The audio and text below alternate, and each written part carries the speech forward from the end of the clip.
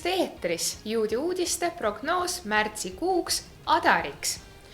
Kuid enne, kui kõik ületused paljastame, lahendage mõistatused. Esimene mõistatus. Millisel ajalooperioodil toimub Puriimi sündmused ja vastuse variandid? Esimese templi ajal, teise templi ajal või esimese ja teise templi vahel? Teine mõistatus. Mis on ühist meie esiemal Saaral ja kuninganna Esteril? Ootame teie vastused e-postile või telefoni teel ja kingime 3 esimesele õiged vastused andnud osalejatele hea meelega karbi värskeid ja maitsevaid küpsiseid Amans Ears.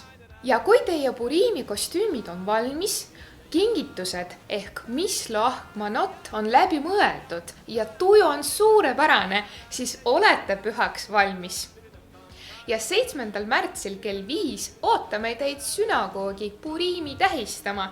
Ja et tähistamine veelgi imelisem oleks, siis satume koos teiega tsirkusesse, kus saab kuulda Estri kirjarulli lugemist, kohtuda väga võimekate papagoide ja jäänestega, näha etendust ja sattuda seebimulli, osaleda Puriimi oksjonis, jäädvustada sõpradega meeldejäävaid fotosid fotoboksis, proovida maitsvaid majustusi ja lihtsalt lõbutseda südamest.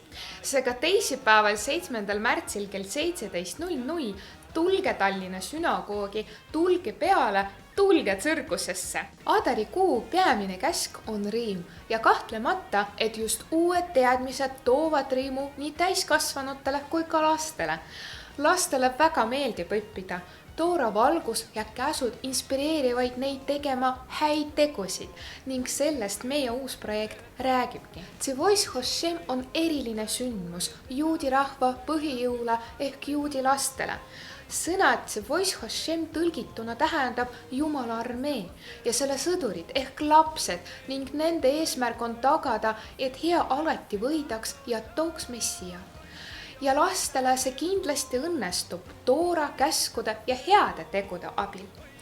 Värvikad raamatud huvitavate materjalidega ootavad lapsi, kes saavad punktid uurimise eest ning reaalsed tasemed ja auastmed, et edasi liikuda. Selle projekti algatab Musikott, keda paljud vaatajad tunnevad juba noorest peale. Musi õpib Iisraelis ülikooli pedagoogika osakonnas. Tema erialaks on mitteformaalne haridus ja veebruari alguses tuli ta Tallinna praktikale ja aitab terve semestri vältel lastele ja teismelistele programme korraldada. Nii et juba laupäeval 12. märtsil ja edaspidi igal laupäeval kell 11 kuni 13.30 kutsub Musi armsaid lapsi vanuses 3–10 eluaastad põnevale laupäevasele programmile Mesibot Shabbat koos lugudega iganädalasest peatükist ja laste palvusest ning põnevate mängudega. Olgu rõõm teie peamiseks jõuks!